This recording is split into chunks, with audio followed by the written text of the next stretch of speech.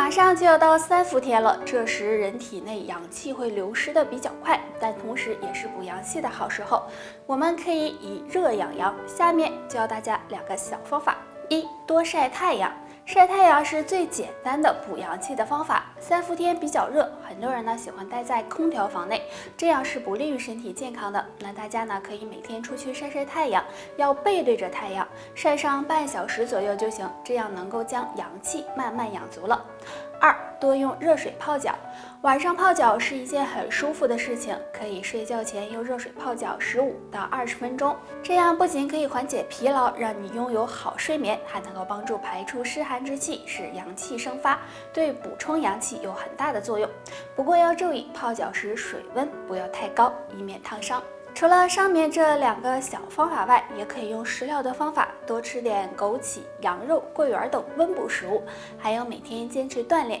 可以呢选择早上，因为早上是阳气生发的时候，这时适当的锻炼对身体大有好处哦。今天教大家一个可以延年保健的小方法，就是推一推长寿筋。这条长寿筋啊，就在我们的小腿上，就是呢小腿外侧胫骨前肌的这里。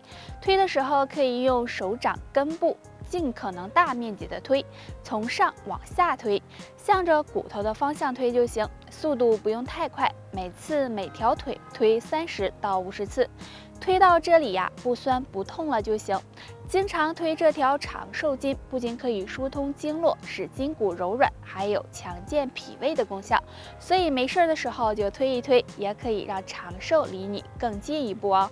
不过呀，上面的这个小方法呀，只能够起到辅助的作用。如果想要长寿，还要注意养成良好的习惯，可以每天坚持锻炼，保证睡眠充足，时刻保持一个好的心情。心态呢，对健康是有很重要的作用的。如果你都能够做到的话，或许会比别人更长寿哦。膝盖是我们人体运动最多，也是负重最大的关节之一，所以呀，应该好好的进行保养。只有腿有劲儿，人才能长寿。那下面教大家2个小动作。动作1，找到一阶台阶，将右脚踩在台阶上，注意脚后跟不要悬空，将重量集中在右脚上，然后再将左脚的脚趾踩在台阶上，这样坚持5秒左右，再将左脚落回地面，这样反复10次，再换相反的一侧做同样的动作，也是做10次。动作2，自然站立，将2脚分开，一只脚在前，一只脚在后，臀部放平，然后前面那条腿呈弓步，大腿和小腿垂直，后面那条腿膝盖几乎触碰地面，然后站起来反复做1分钟，再换相反的一条腿做同样的动作1分钟。这2个小动作可以锻炼腿部肌肉力量，强健关节，有很好的养护膝盖的作用。每天坚持做一做，让膝盖变得越来越强壮。不知道大家有没有听说过这样一句话：早上金苹果，下午银苹果，晚上毒苹果。那么晚上吃的真的是毒苹果吗？其实这种说法呀是不正确的，不管什么时候吃苹果，身体吸收的营养都是一样的，并不存在毒苹果这一说法。而且经常吃苹果对减肥也有帮助。不过吃苹果的时候要避免3个误区。误区1，苹果带皮吃更营养。虽然苹果皮营养价值很高，但是现在很多苹果的生长环境都比较复杂，而且有的可能是农药滋润成熟的，如果洗不干净，对身体健康是有害的，所以建议大家最好不要带皮吃。误区2，熟苹果没有营养。很多人认为苹果煮熟了就没有营养了，其实生苹果和熟苹果的营养元素并没有太大区别，所以生吃和熟吃都可以。误区3，苹果烂了一点，挖掉继续吃。苹果放时间长了，如果发现有地方烂掉了，建议大家不要再吃了，因为苹果烂了会产生黄曲霉毒素，对身体健康。现在很多人都有失眠的问题，如果长期睡眠不足，会使人出现头晕头痛、记忆力减退、食欲不振等情况。那该怎么缓解失眠呢？下面推荐大家2款花茶，有很好的催眠效果。洛神花茶，洛神花茶是由洛神花泡制而成的，口味酸甜，其中含有很多的营养物质，具有美容养颜、健胃强肝的功效。对于经常失眠的朋友，可以在睡觉前半小时喝一杯洛神花茶，有助改善睡眠。玫瑰花茶，玫瑰花茶清香解郁，是很多女生喜欢喝的，有很好的养颜的效果。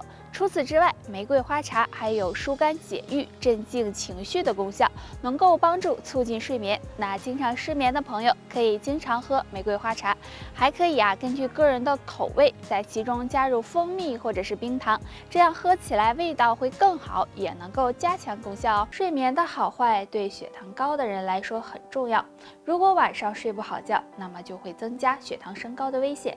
那经常睡不好应该怎么办呢？下面教大家一个小动作，睡前做一做，可以帮助促进睡眠，稳定血糖值。这个小动作特别的简单，就是拍打小腿。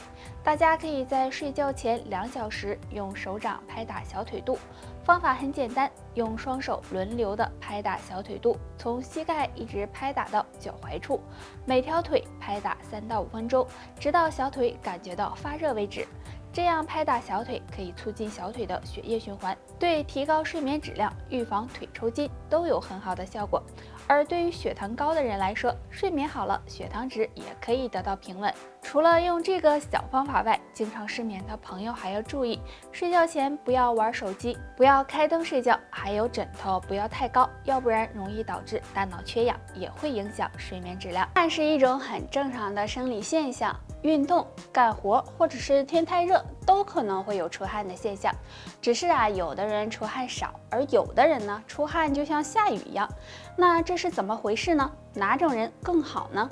其实我们每个人的体质都是不一样的，所以呢就会有出汗多和出汗少的情况。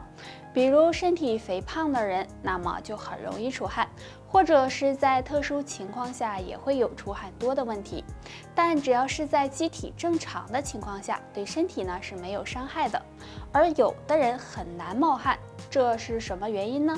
其实呢，身体的出汗量和很多因素有关，比如果你的体质偏寒，那么相对来说出的汗就会比较少一些，而且出汗还和温度、性别、年龄等等有关。所以如果你一直是出汗多或者是出汗少，那么就不用太担心。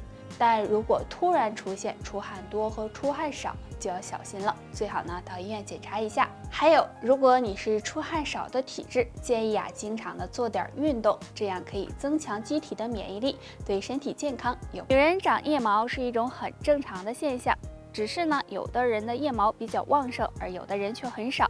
那为什么会出现这样的现象呢？或许和2个原因有关，大家不妨了解一下。第一个和遗传因素有关，很多女性的毛囊天生不是很发达，所以不止腋毛，身上其他地方的毛发也会比较少。而有些女性因为父母身上的毛发比较多，所以就可能会遗传这种特性。第二个和体内激素水平有关，每个人体内的激素水平呢都是不一样的。如果激素水平旺盛，那么身上的毛发就会比较旺盛；但如果激素水平少，腋毛也会比较稀少。那腋毛有很好的排汗和保护皮肤的作用，所以腋毛旺盛的女性不要将它刮掉。但如果有腋臭的，建议呢还是刮掉比较好，以免加重腋臭。好了，本期内容到这里就结束了，大家还有什么疑问或者是建议，可以在评论区给我们留言，我们下期再见吧。